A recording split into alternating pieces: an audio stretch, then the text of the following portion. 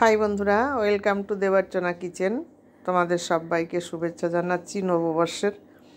দেখো গরম গরম ধোয়া উঠছে। আজকে নতুন একটা রেসিপিটা নতুন না, তবে আমি আজকে নতুন বানিয়েছি আমার এই কিচেনে। মেয়ের বায়না হলো আজকে আর ভাত খাবো না, আমাকে নতুন কিছু বানিয়ে দাও। কি বানাবো বললো, আমাকে স্যুপ করে দাও। তাই বললাম ঠিক আছে স্যুপ করে দেবো। তা বলছে স্যুপ কিন্তু যেমন তেমন স্যুপ না। কী স্যুপ? তা বলছে স্যুপ হলো লেমন কোরিয়ান্ডার চিকেন স্যুপ। তা বাবা এত নামটামও তো আমার মনে থাকে না। তা ঠিক আছে, যা বলেছে তা তো করে দিতেই হবে। এখন তার জন্য দেখো আমি সবজিগুলো কেটে নিচ্ছি। কি কি কাটছি দেখতে পাচ্ছ। আমি কেটে নিই, তারপরে তোমাদেরকে সব দেখাচ্ছি। সুন্দর করে কুচি কুচি করে কাটতে হবে এগুলোকে। হ্যাঁ, বেশি বড় করলে চলবে না, যত কুচি করবে তত ভালো হবে। এটা আমি কেটে নিচ্ছি বিনস, খুব কুচি কুচি করে বিনস কেটে নিচ্ছি। পেঁয়াজও কুচি কুচি করে কেটে নিয়েছি। এই দেখো বিনস, পেঁয়াজ, বাঁধাকপি, এখানে আছে গাজর, লঙ্কা কুচি, ধনেপাতা কুচি আর লেবু রেখেছি। লেবুটা রস করে নেব। এইবার দেখো আমি ফ্রাই প্যানে তেল দিয়ে দিয়েছি। ওদিকে মাংসটা তো কুচিয়ে রেখেছি, দেখতেই পেরেছো, বলতে ভুলে গেছি। ওটা ভালো করে কুচিয়ে ধুয়ে সুন্দর করে রেখেছি। ফ্রাই প্যানে এবার তেল দিয়ে দিয়েছি। তেলটা যথারীতি গরম হতে সময় যেটুকু গরম হয়ে গেছে, এবার দিয়ে দিয়েছি আমি রসুন বাটা। 1 চামচ রসুন বাটা দিয়েছি। এটাকে একটু নাড়াচাড়া করে তারপরে দিয়ে দেবো আমি কুচি কুচি করে রাখা পেঁয়াজগুলো। এটা বেশি নাড়াচাড়া করা লাগবে না, অল্প নাড়াচাড়া করলেই হবে।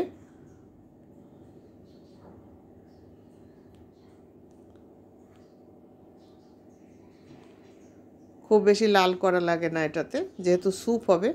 এখন দিয়ে দিচ্ছি ধনেপাতার ওই শক্ত দিক, মানে গোড়ার দিকটা দিয়ে দিচ্ছি, আগার দিক না, ধনেপাতার গোড়ার দিকটা দিয়ে একটু নাড়াচাড়া করে এইবার আমি যে মাংসগুলো ধুয়ে রেখেছি, এইগুলো মাংসের পিসগুলো টুকরো করে রাখা, এগুলো এর সঙ্গে দিয়ে একটু সাঁতলে নেব সুন্দর করে, যাতে মাংসের একটা গন্ধ বিশ্রী এটা না থাকে। এই জন্য এটাকে একটু ভালো করে সাঁতলে নিতে হবে এই পেঁয়াজ রসুনের সঙ্গে, তাহলে এই ফ্লেভারটা মাংসের মধ্যে চলে যাবে।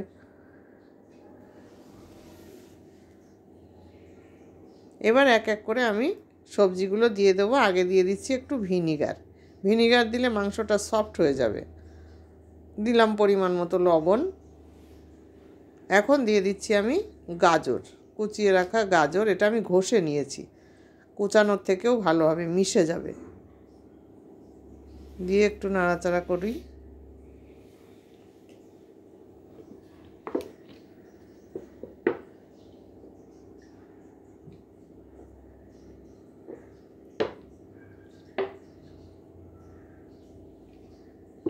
তারপরে দিয়ে দেবো একে একে আমি বাঁধাকপি, এটাও ঘষে নিয়েছিলাম, আর বিনস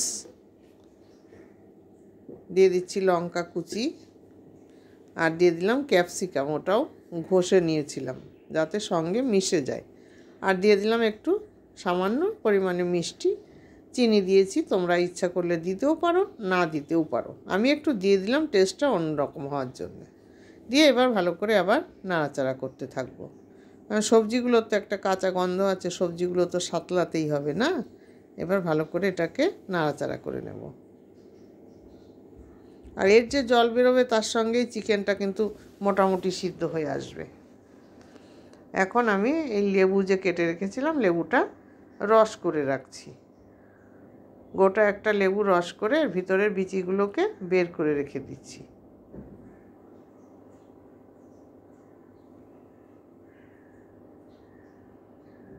দেখো জলটা কিন্তু টেনে নিয়েছে, সবজির যে জলগুলো বেরিয়েছিল সেই জলটা এখন টেনে নিয়েছে। দেখতেই পাচ্ছ জলটা টেনে নিয়েছে। এখন আমি কি করব তোমরা দেখো এক এক করে আমি কি করি।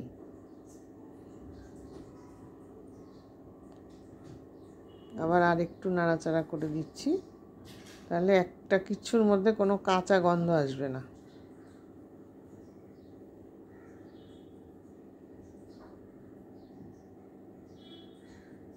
আজকে মেয়ে ভাত খাবে না, তো ঠিক আছে, আজকে ডায়েট করবে। এবার আমি গরম জল দিয়ে দিলাম, জলটা দিয়ে দিলাম, গরম করা জল দেবে তোমরা, আর সামান্য একটু দিয়ে দিলাম। আর লাগবে না, ঠিকই আছে। ব্যাস, এবার আমি গ্যাসের ফ্লেমটা বাড়িয়ে দিলাম যাতে সুন্দরভাবে ফুটে ওঠে।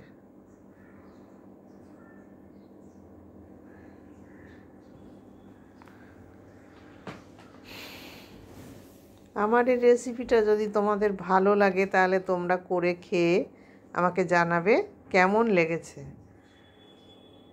এবার আমি একটু কর্নফ্লাওয়ার গুলে এর মধ্যে দিয়ে দেব।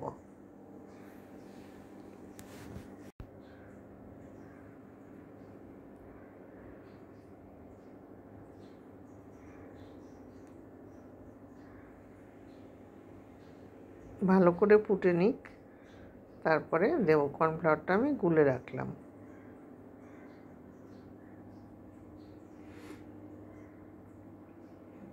যত সুন্দরভাবে জালটা হবে তত না টেস্ট হবে না।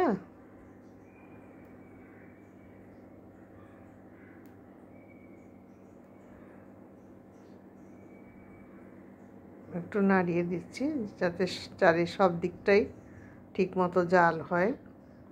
আমার চিকেনটাও সিদ্ধ হয়ে এসছে।